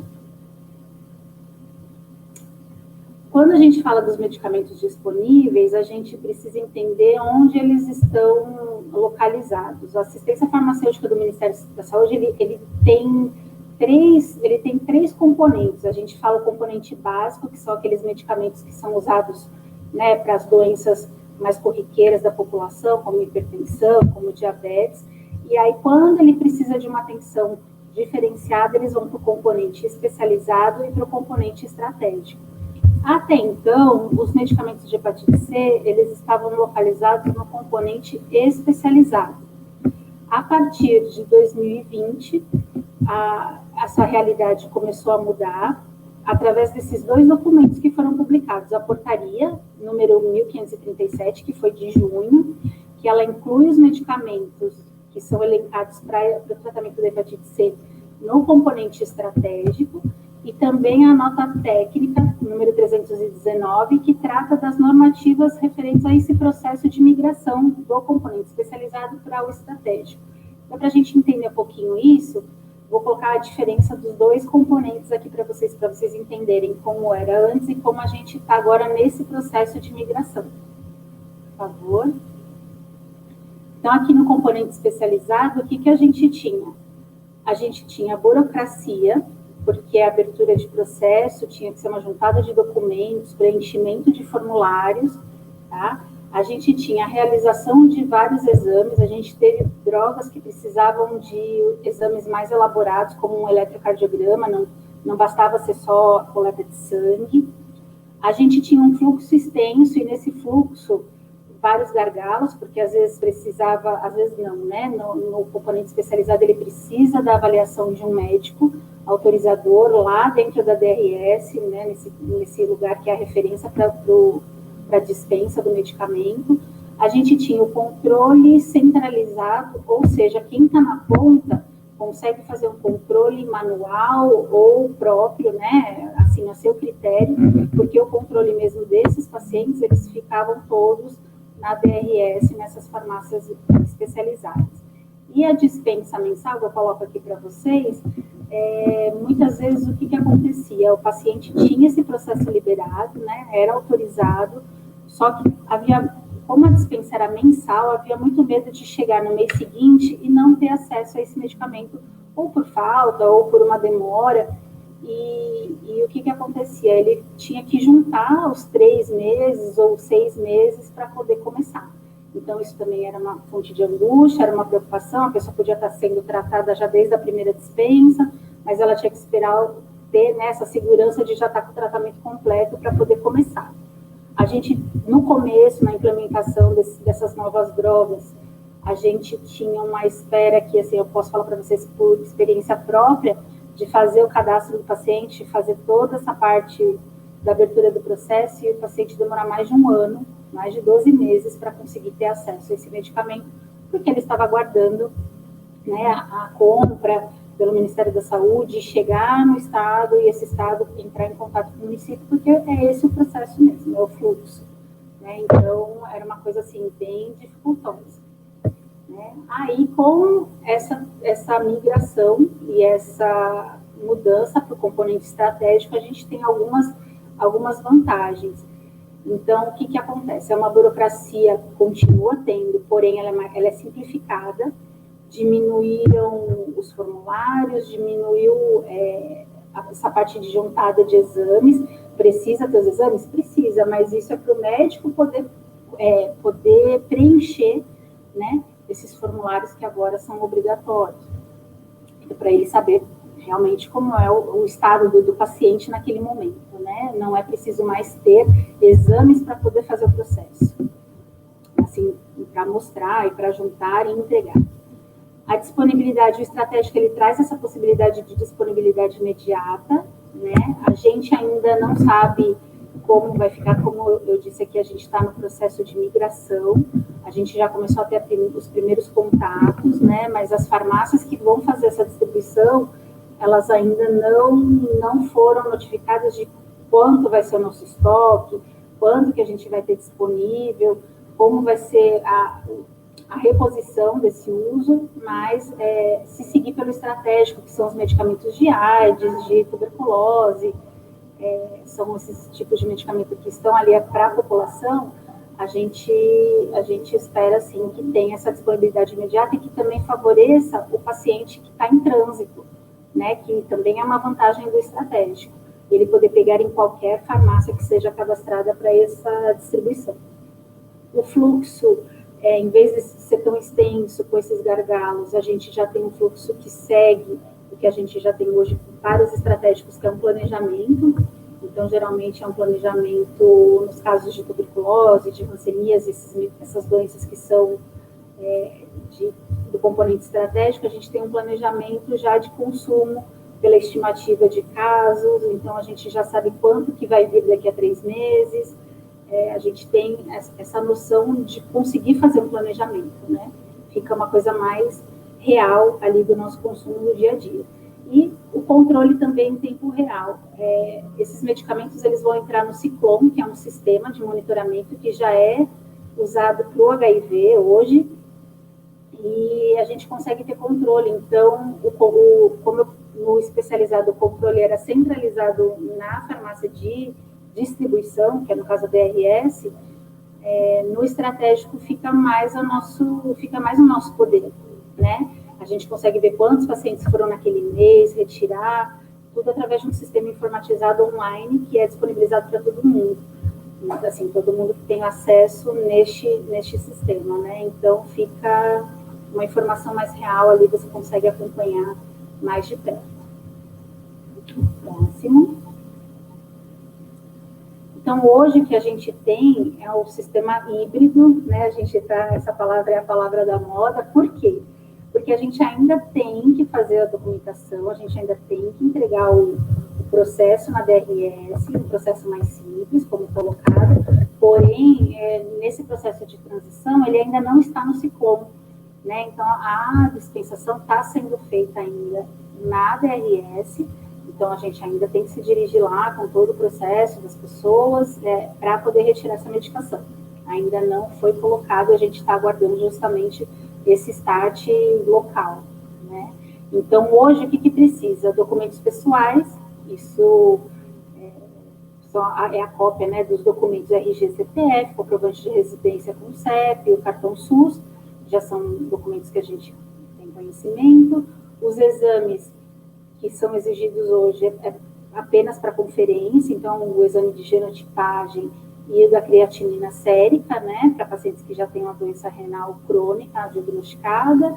E os documentos médicos hoje são os 2 formulários que já estão aí no site, né, do Ministério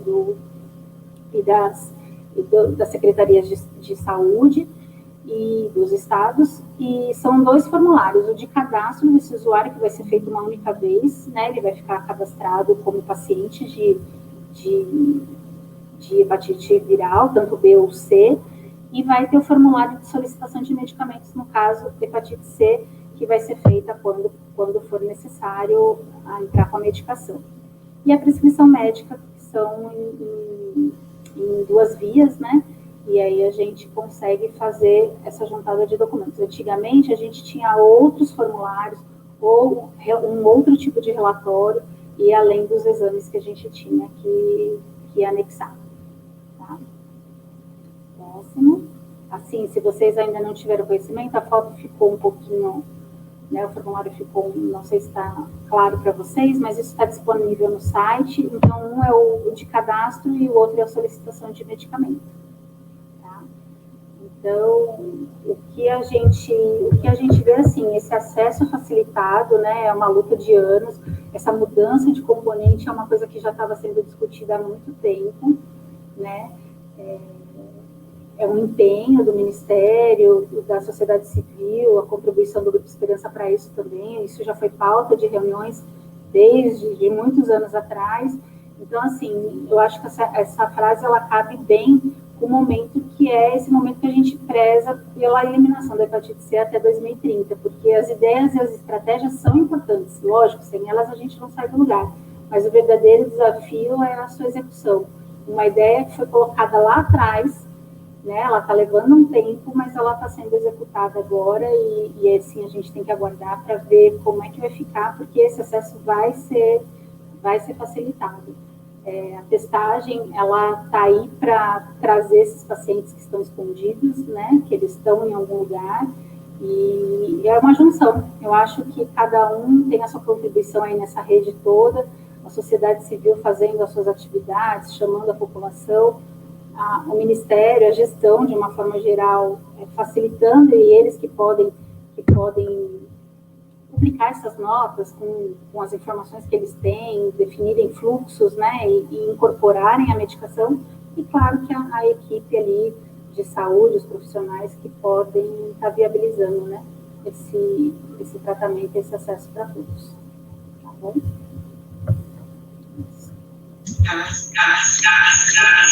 Dani, que incrível tudo isso que tu trouxe, né? E uma das coisas, eu penso que mais importante que tu falaste, né? Está no alcance de todos, está ao alcance de todos. Então, na verdade, o que a gente precisa é trazer para a população essa consciência. Sim, eu tenho direito de fazer o teste, sim, eu tenho direito à medicação, sim, eu tenho direito a esse tratamento. O que muitas pessoas, e eu estou falando do meu convívio, até quando a gente fala de hepatite C, muitas vezes a gente escuta assim, mas hepatite C são as pessoas mais velhas. Não, mas hepatite C a gente não tem que se preocupar, quando na verdade não, né? Não, de jeito nenhum, ela está para todos, né? Lá na escolaridade, a gente tinha, assim, uma população mais vulnerável, até por conta do histórico da hepatite, mas hoje ela pode estar em qualquer lugar. Se não tem uma proteção, a pessoa não evita, né? Ela não se previne e aí ela pode estar em qualquer lugar. Teve um tempo que a gente, até o próprio pessoal médico falava, hepatite C é um vírus democrático, porque ele não escolhe realmente o segmento, né? Porque está, assim, a transmissão está em, como nós falamos no início, né, em atitudes cotidianas, né, compartilhamento com objeto, simples cortador de unha, né?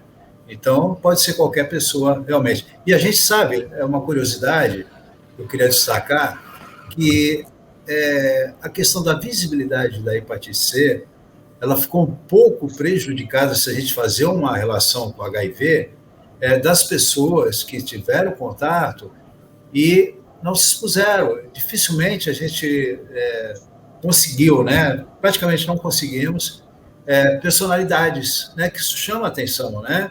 Portadoras, porque ela tem uma característica também. A cura dela, lógico que hoje sim a gente pode falar cura, mas anteriormente era um índice muito baixo, né? As pessoas faziam tratamento, que tinham a recidiva, voltavam, não era um tratamento certo. Mas, de qualquer forma, não era tão letal que nem o HIV, embora muitas pessoas morreram da hepatite C, então houve, assim, a dificuldade de ter personalidades, né? Então, esse trabalho de formiguinha das ONGs, dos profissionais de saúde envolvidos, né, vendo aquela situação, foi muito importante, mas faltou isso, né, as personalidades públicas que tiveram, que são inúmeras também, entendeu? E tu sabe que eu fiquei pensando, assim, ouvindo a fala de vocês, quantas pessoas podem ter tido hepatite C, não ter o diagnóstico, né, e ter aí outros acometimentos.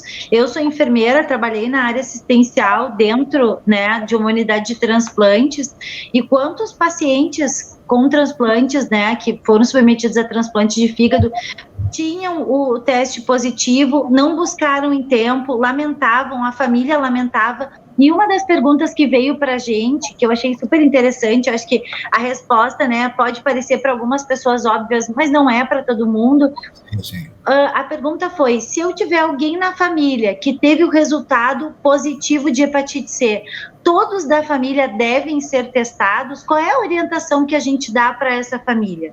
Olha, eu acho muito importante essa colocação. Bom, de princípio, sim, né? Todos deveriam, porque tem a questão parenteral, que é só sangue com sangue contaminado, pode ser que nunca teve essa relação dentro de casa. Mas, como eu disse, um alicate de cutícula, uma pinça de sobrancelha, às vezes até uma lixinha de unha, aquela de papel mesmo, pode levar, mediante aquilo que nós falamos, que ele fica até 72 horas. Então, é aconselhável. Mas é muito importante dizer que a hepatite C, diferente da B, que é uma das doenças sexualmente transmissíveis, principalmente, né, que tem uma transmissão muito fácil, a hepatite C, ela não pega, ela não transmite por contato casual, pela saliva, então pode beijar, pode abraçar, ela nem é considerada uma IST, uma doença sexualmente transmissível, né? Pode haver, se houver o contato sangue com sangue, como, por exemplo, um aconselhamento que se faz para a mulher portadora de hepatite C, ou o mesmo companheiro, evitar relação no período pré ou pós-menstrual, entendeu? Por conta que pode haver alguma situação que cause essa transmissão. Mas, de princípio, fazer o teste é uma prevenção, descarga de consciência, na verdade. Tá? Pego o meu próprio exemplo, eu sou casado, pode parecer que não, mas há 43 anos, opa, 44. E, obviamente, que minha esposa, logo que eu tive essa preocupação, não. E aí, isso chamou a atenção, e nós fizemos um trabalho junto com o Hospital das Clínicas, da doutora Norma Cavalheiro, e fez casais. E nós, aqui de Santos, reunimos 20 casais aqui da Baixada Santista, e que iam a São Paulo colher os exames mensalmente e tal, e no final do período de um ano, teve uma resposta essa. Os casais, esses casais, os dois tinham, tá? Deixa eu clarear isso. E o que acontece? Todos esses casais, um tinha um genótipo, um subtipo diferente entre eles. Então, o que quis dizer? Que o marido, sim, estava com hepatite C e ela também, só que as origens eram diferentes, não foram entre eles a transmissão. Né? Interessante. Então, Não, interessante até porque quando a gente tratava e falava, né, da questão do HIV, e falamos até hoje, a gente sempre se preocupava e se preocupa, né, quando eu oriento mães portadoras do vírus HIV, a questão da carga, né, a carga genética do vírus, e o quanto, quando não existe, né, um cuidado na relação sexual, mesmo que os dois sejam positivos no casal, a gente pode ter um aumento de carga, alguma coisa nesse sentido. Então, fiquei até curiosa, assim, quando com essa pergunta da hepatite C, sabendo que não é exatamente como tu falaste, uma doença sexualmente, uma infecção, né, sexualmente transmissível, mas o quanto a gente tem de cuidado com essa família também. Então, uma pergunta que veio, Dani, sobre as medicações, desculpa, Jeová, sobre as medicações, a questão de efeitos colaterais, né? Tu falaste ali, né? E eu fiquei impressionada a quantidade de medicamento que alguns anos atrás tinha que se fazer uso, né? Era um coquetel mesmo, né? E como a tecnologia, graças a Deus, né? As gerações das medicações vêm, assim, melhorando muito, as medicações de nova geração. E como é que ficam essas questões de efeitos, né? Os efeitos, assim, adversos. O que o paciente pode esperar quando ele inicia o tratamento? Porque o mais importante, pessoal, é não parar o tratamento. Então, o que a Dani vai falar aqui é o que pode acontecer. Pode acontecer comigo, mas pode não acontecer com o Jeová, pode não acontecer com a Dani. Então, continuar o tratamento é fundamental. Mas o que o paciente pode esperar, Dani? Se tem alguma coisa que ele pode fazer para diminuir esses efeitos? Tá. Se a gente pegar os tratamentos que a gente tinha anteriormente, comparado com o de hoje, a gente pode falar que ele não precisa esperar nada, né? Principalmente se ele foi um paciente que fez uso no passado, realmente ele vai falar para você que ele não sentiu nada. Por outro lado, a gente tem que entender que cada pessoa, cada organismo é único. E aí a gente não sabe, né, o que pode acontecer. Relato de paciente realmente é muito baixo ali, em relação a falar dos efeitos colaterais, tá? Eu mesmo já atendi mais de 100 pacientes com essas drogas novas, né, de fazerem o tratamento. Eu não tenho um caso de relato, assim, que teve uma interrupção porque se sentiu mal, né? Como era ao contrário do que acontecia anteriormente. A gente tinha que insistir com o paciente, tentar mostrar os benefícios, né, para ele ter coragem de continuar o tratamento e, assim, sabendo que no final talvez nem houvesse a resposta que a gente esperava, né? Então, você tinha que tentar convencer mesmo. Hoje é bem diferente. Além de ter diminuído esse tempo, né, de tratamento, os efeitos são muito raros em relação a cada pessoa. Se você pegar a bula, realmente vai estar tudo listado ali, que pode sentir, dor de cabeça, posição, né, a fadiga, mas que é de uma forma geral porque é um estudo clínico. Ali, todas as reações que as pessoas tiveram ao longo daquela pesquisa clínica, enquanto o remédio estava sendo estudado, tem que estar listado na bula porque é obrigatório. Né? Mas se a gente pegar na vida real, aí a gente não tem hoje grandes efeitos adversos. Vou pegar o gancho na Dani e dizer que a bula, tive a oportunidade de ver, a bula da dipirona, que é a bula da dipirona era um pergaminho, era uma coisa louca. Acho que com a ficha criminal, tá maior que a ficha criminal do como é que é o nome dele? Do Lázaro. Porque é obrigado, né, no estudo, a Dani sabe melhor do que eu, que é obrigada a você colocar todas as reações com aquele número de pacientes. Mas, com o tempo, ela vai se moldando, vai eliminando. Né? Então, eu fico muito preocupado quando as pessoas leem a bula e se autossugestionam por ela. Agora, eu acho que a preocupação de efeito colateral, como eu disse, a Dani não tem, é o caso de comorbidades. Né? Então, por isso que o médico tem que estar atento, porque aquele paciente saudável, aquele paciente que não vai ter nenhuma influência, uma comorbidade, é zero mesmo. Olha, todas as pessoas que tomaram, até entre nós, voluntários, que já tinham feito 2, 3 tratamentos anteriores, nossa, mas absolutamente nada. Agora, obviamente, você tem preocupação com determinado renal crônico, ou com tem uma doença que já tem uma perda de qualidade de vida e pode, né, ter alguma uma situação que ele pode até culpar e às vezes nem mas pode ter uma interação. Mas é muito baixo, como a Dani falou. De relato, não existe, é zero. Para a nossa ONG, é zero de relato. Nossa, isso é maravilhoso, porque isso aumenta a adesão, né, da comunidade que precisa da medicação, vão em busca, não tem efeitos e vão seguir esse tratamento. Então, maravilhoso, quem trouxe essa pergunta aí, fundamental para aqueles que precisam cada vez mais. E quando a gente faz uma live, quando o tema é bom, a gente passa do tempo, né? A gente vai falando e a gente está 1h30 já conversando. Nossa. E é incrível, porque tem várias coisas ainda, né, que a gente poderia estar falando acerca desse tema. Então, lembrar todo mundo que está nos assistindo, a gente precisa incentivar a testagem. Hepatite C não é brincadeira, né? Eu acho que a gente viu muito isso aqui hoje à noite, né? A questão do quanto a gente precisa ser realmente atencioso com a saúde e buscar recursos que o Sistema Único de Saúde garante. Então, o Ministério da Saúde empenhado aí em mudar a realidade, trazendo editais para que realmente se possa fazer a diferença. Você que está dentro de uma universidade, precisa fazer um projeto de extensão, entre em contato com o Grupo Esperança. Olha só quantas coisas que a gente pode fazer, espalhar a testagem por todo o Brasil, chamar a Dani, Dani, preciso que tu converse aqui com o pessoal da academia, de farmácia, equipe multiprofissional a respeito de todo esse conhecimento das medicações próprias para a hepatite C. A gente precisa divulgar, a gente precisa empoderar a comunidade. Você que assistiu, compartilha com as outras pessoas, leva essa informação para os outros. E aí eu vou pedir para a Dani e para o Jeová aí fazerem as considerações finais e se despedir aí nessa noite de hoje.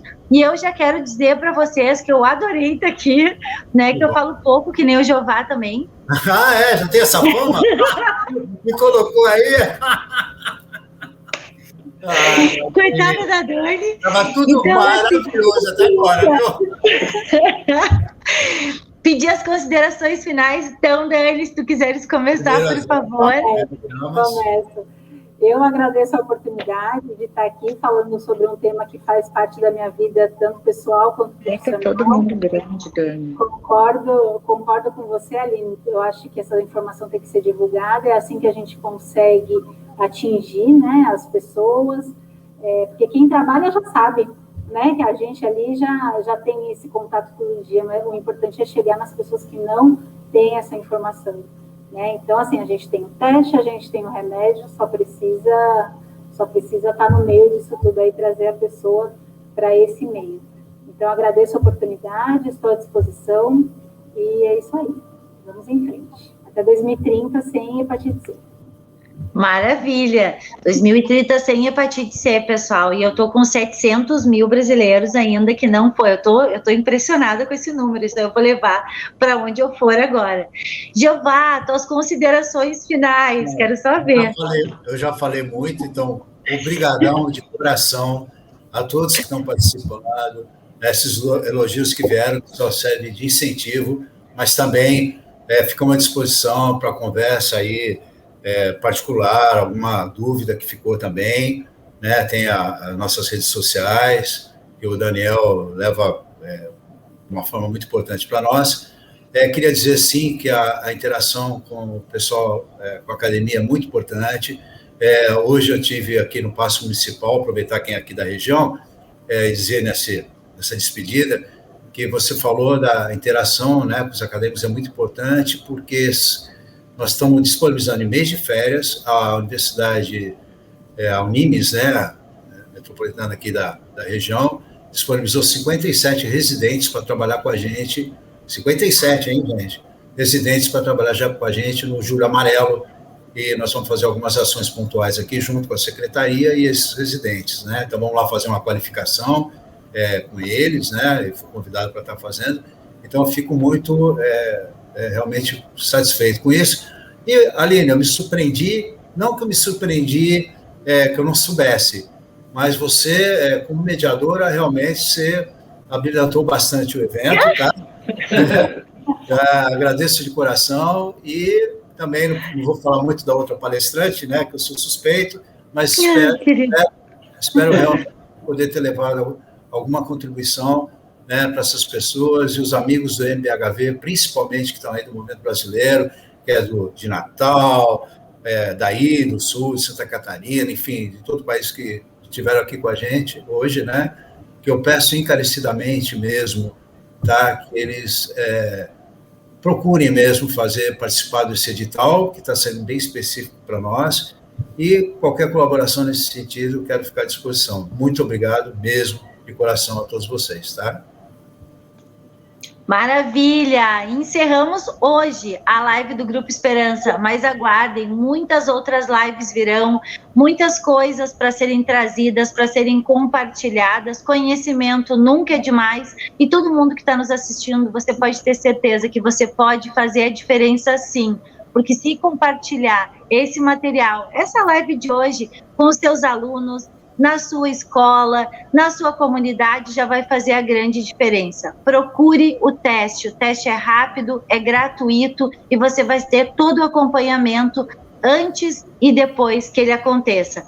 Boa noite a todos e até a próxima. Vida longa ao Grupo Esperança. Até mais, pessoal. Tchau. Tchau, boa noite.